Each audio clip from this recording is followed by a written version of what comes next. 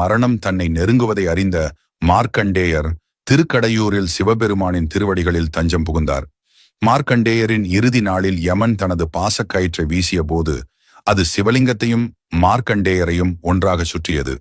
அந்த நொடியில் சிவபெருமான் காலாந்தக அவதாரத்தில் லிங்கத்திலிருந்து வெளிப்பட்டார்.